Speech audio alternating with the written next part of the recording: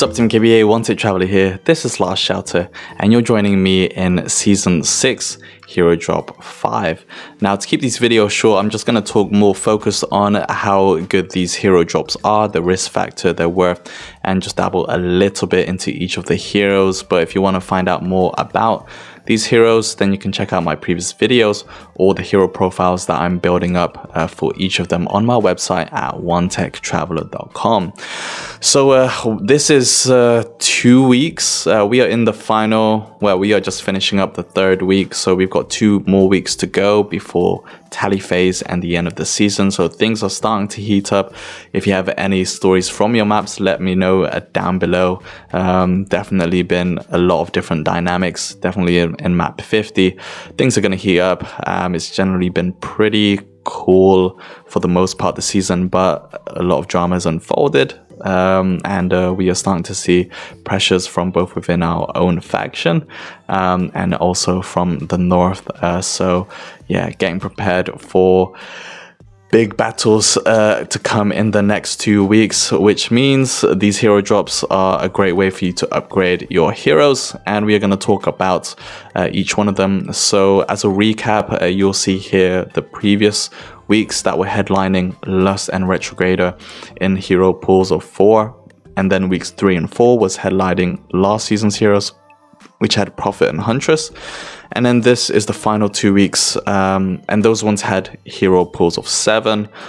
This week we are getting headline of Lust again, so second chance to pick her up within a slightly smaller pool than week 3 and 4, which has heroes pool of 6. So we have them here. You can see Lust is paired alongside Canoness, Organic, Wrath, and the final 2 are The Betrayed and Wanderer. So yeah, in terms of this drop, normally you'll find if you were in the market for Lust or Wrath, then you would have probably dipped in, you would have gone in the pattern week 1, week 3, and week 5, which is now. If you were in the pattern for Retrograder or Huntress, then you would have gone week 2, week 4, and then next week, week 6. So yeah, if you're in the Lust, like for me, I'm not in the Lust or the Wrath, so I'm not personally dropping for that, but I will be in the Retro paired with Predator. But for those of you who were targeting Lust or Wrath, I think this is definitely a very good one. Gonna give you, this is the final chance within the season to try and fill them out. And they're also paired alongside very strong heroes, besides sort of 2 heroes that I think adds to the risk factor. Here, I think this is going to be a rank of A. I think that you're going to get a lot of top heroes when you pick in this, while the risk factor, I would say, is probably teetering on low to medium, maybe more medium if I think about how you have Wanderer in here, and you know my risk aversion to that guy, because yeah, he kind of just really drops this a lot, but most of these heroes that you can get are super strong. So yeah, if you still have some tickets, I will say an average RNG of 80, you might be able to get better RNG. Some of them definitely do better, but always set expectations at 80, then yeah, you can maybe pick 1 or 2 up. This is definitely going to be better than week 7, since week 7 is going to be the entire roster of Essex heroes, so 26. So if you want to dip your tickets, then just put it all in this, and then it's really saving it up for next season, unless you want to just try and defy the odds and just go for whoever, whatever in the any hero drop. So just a quick one. Of course, we know far more about Lust now, and I think she's definitely an excellent shooter hero. She differs from like your Hummingbird, your Nomad, because she just has a bit more to her in terms of countering.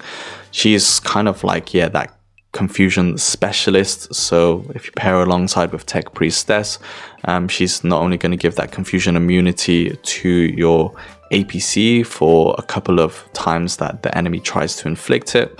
So if you're coming across a TP, for example, or even Hunk, but she's also going to add a much more trigger chances to get the enemy confused and basically repel any high damage dealers like Nomad and Huntress, although Death Rider is not affected. And her damage is okay. I think if you pair with others that can amp up her more combat skill driven, so she operates similar to Hummingbird, so better kind of in mixed formations, but you can still run her with others. She's going to be a nice one. So her damage is decent, not the highest levels that we've seen, but her confusion elements is awesome, and she also has good skill triggers and some poison states, so kind of more consistent, but definitely for her confusion. And then we have Wrath, who we know by now, he's definitely the top troop recovery block. That causes plenty of problems for very high healing APCs, but it can be countered. Primarily is his reflective armor and shattering fist. Both are combat skills, so those are the ways of how he can negate damage, or even the frequency of just making enemies damage down to 0. So countering combat skills is going to help, but you cannot counter his troop recovery block, which gets stronger over the battle and leads up to 100%. So yeah, definitely awesome that we're seeing in mixed APC combos. TP Wrath, Canoness, Kamikaze, TP Wrath, or adding a damage dealer in a TP Wrath formation, or if you want to just go all vehicles, Kami, Wrath, Death Rider.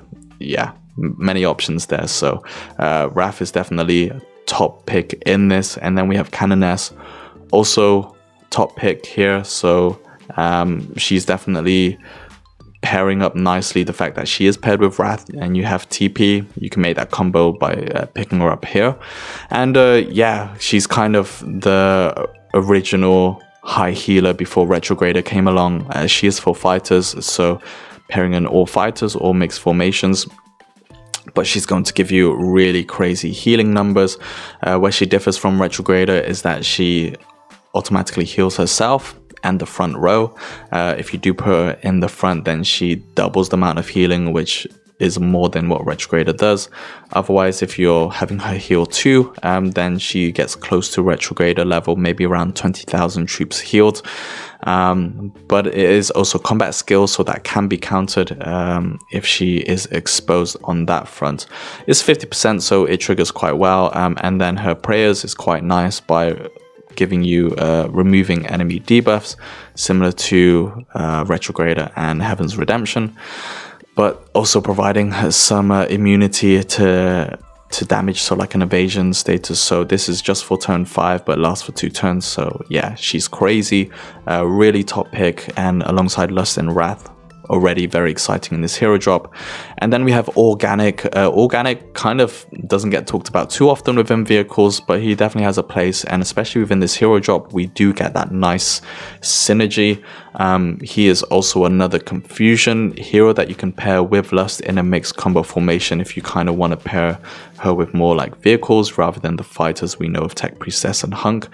He also does some damage, which is yeah, decent. He's more all-round balanced, so you're going to get a bit of damage from him, some confusion, and then we also have Organic amping up the amount of damage that enemies take. So he's different from Predator, where she is more reducing enemy damage. If your team is countered, he is going to increase the amount of damage up to 70%, which is crazy for any enemies that are countered. And there is a nice part here. There's also a 30% chance that the counter status, disarm, suppressed, silenced, confused, that can also be extended for 1 turn. So yeah, he's a really nice all-round support hero that you can play with, yeah, anyone in the vehicle, Kami, Death Rider, Organic, Heaven's Redemption, yeah, anyone really. So he's highly rated. In some combos he will be top, but I think he's a very, very high and solid pick. You don't see him in too many formations, so in terms of synergy, he's not really making the meta, but don't get me wrong, if you get organic, absolutely nice pickup. And then we get the Betrayed, who is decent. He would still be good, just not like great in terms of what his skills offers, or just making up those really high synergy for breaking multiple different combos. He's an interesting one. He can kind of be like a makeshift damage dealer, but he's more of an offensive support hero. So he buffs himself up if you put him in the back row, or he will buff up if you have a damage dealer in the back row and you sit him in the mid. He would just double the amount if he is in the back row.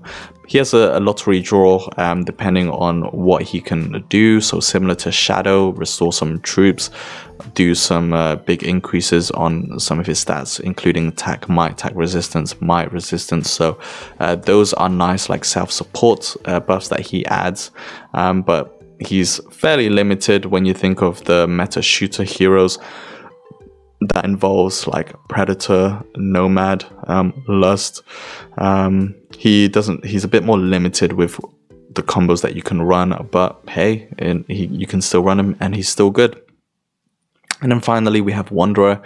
So yeah, Wanderer's just not great. And if you really just need some fighters to take down Destruction of Eden checkpoints or something, then you can place him there. But honestly, he's like, even Lone Wolf is better than him because she actually does some damage. The Wanderer is just more of a supportive and doesn't really do any sort of damage.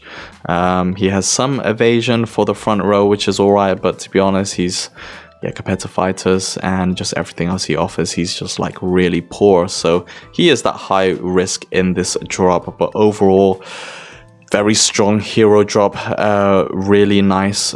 So that confirms within week 6, we will get Retrograder with Predator, Heaven's Redemption, Sven, Valkyrie, and Glutton. So that one is also a very strong pull, less risk because every hero can kind of play with them depending on what heroes you have. And we also get a similar weighting with Retrograder, Predator, and Heaven's Redemption definitely being the top picks there. So whichever one you go for, whether it's this week with the heroes or next week, they're going to be very strong. A slightly higher risk factor in hero drop 5 because you have Wanderer and to an extent Betrayed. So if you want more of a safe bet, or if luck hasn't been on your side and you kind of need to upgrade your APCs but don't have that many tickets, then hero drop 6 would be better suited for you. But if you really want to target these heroes, just go for it, and I still think you're going to have very high odds, at least 4 out of the 6 or even 5 out of the 6 depending on your APC. You're going to get a good hero from here. So that is Season 6 Hero Drop 5. Thanks a lot for joining me, Team KBA. Again, if you want to see the previous hero drops, as well as the SX Recruit timeline for the season, you'll find it all down below. And yeah, if you have any questions, or if you dropped your tickets in this, let me know. It'd be good to hear your RNG, and if you manage to pick either Lust, Wrath, or Canoness, or Organic, you're golden. So thanks a lot, Team KBA. I'll see you in the next one. That wraps up the video. If you liked it, give it a big thumbs up. If you haven't yet, join the Team KBA community by subscribing to my YouTube channel, and check out onetechtraveler.com for more stories, articles, and videos around tech, travel, and gaming. I'll see you in the next one, but until then, keep being awesome. Peace.